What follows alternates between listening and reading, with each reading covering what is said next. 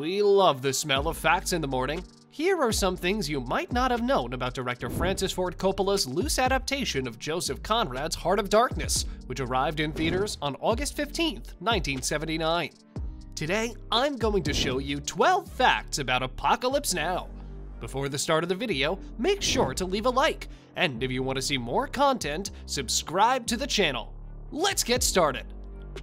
Number 1. Screenwriter John Milius was inspired to write Apocalypse Now because of his college English professor.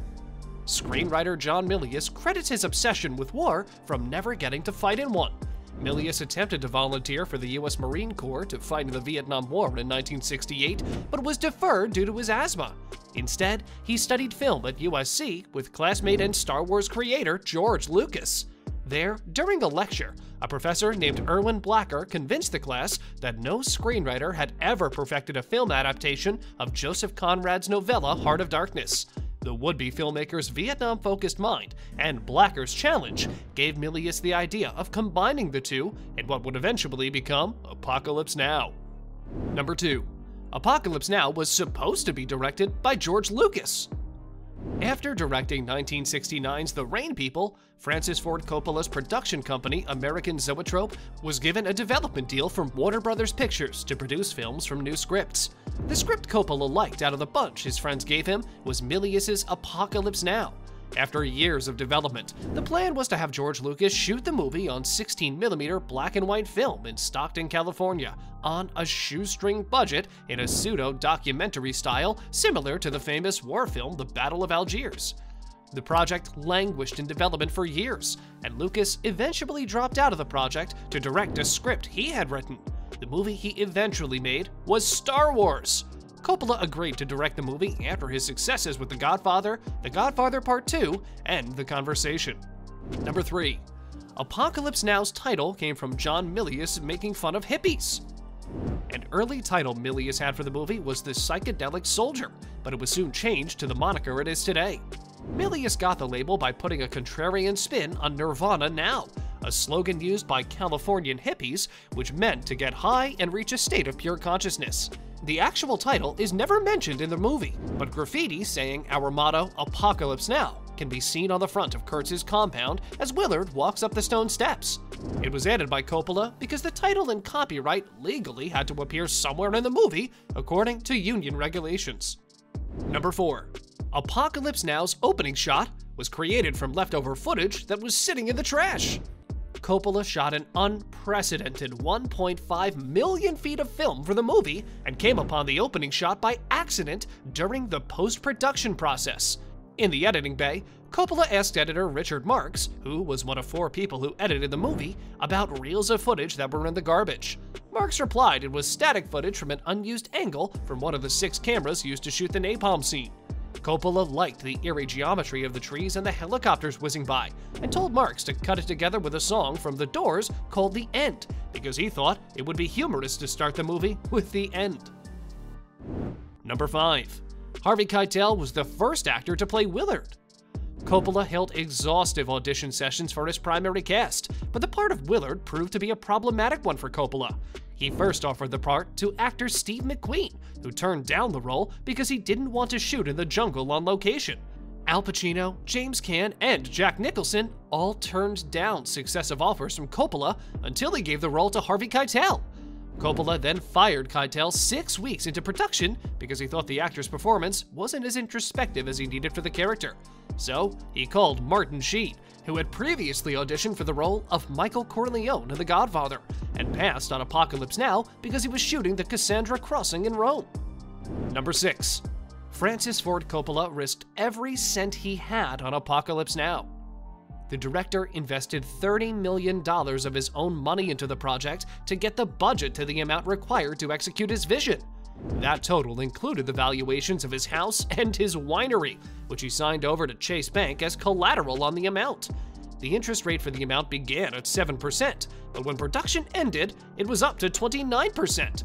If the movie tanked, Coppola faced financial ruin, which understandably made the filming process fairly stressful. Coppola suffered an epileptic seizure while shooting, had a nervous breakdown, and allegedly threatened to commit suicide at least 3 times. Number 7. Apocalypse Now went famously over budget and way over schedule. Coppola planned an initial 14-week shoot for the movie in the Philippines in the spring of 1976, which was on schedule until Typhoon Olga ruined nearly all the sets and equipment, forcing the production to shut down for 8 weeks.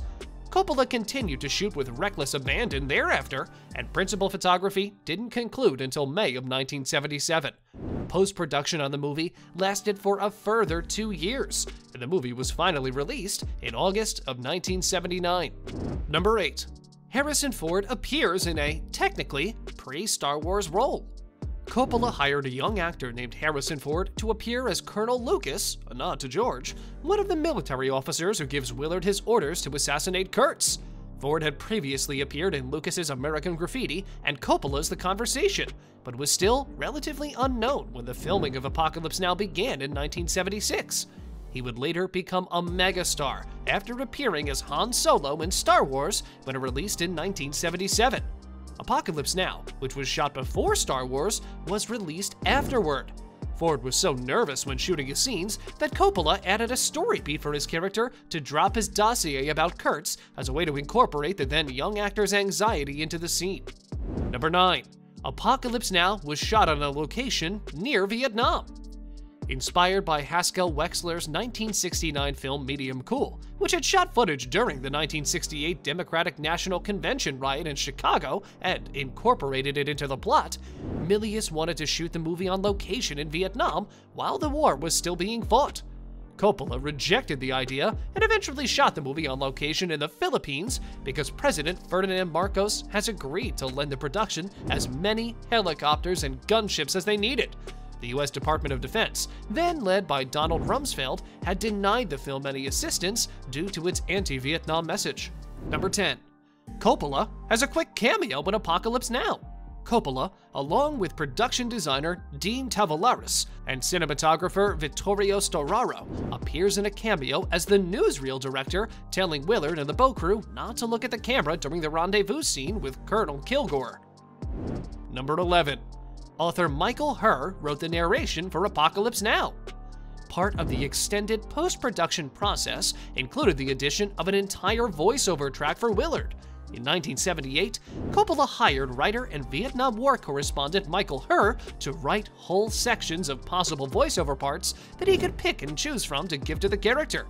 Coppola initially got in touch with Herr for the narration because he loved his book Dispatches, a collection of Herr's experiences during the war.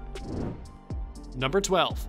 Francis Ford Coppola was friends with the Doors, which is how their music ended up in Apocalypse Now. Coppola went to UCLA Film School with all of the members of the Doors, including Jim Morrison, who agreed to let Coppola use the master recordings of the music for his Vietnam film. The 5.5-hour early assembly cut of the movie was scored entirely using songs by the Doors before an actual score was created. Thanks for watching, guys. If you enjoyed this video, smash that like button, subscribe to the channel, and turn on post notifications to see more of our future videos. With that said, keep enjoying our videos, and I'll see you in the next video.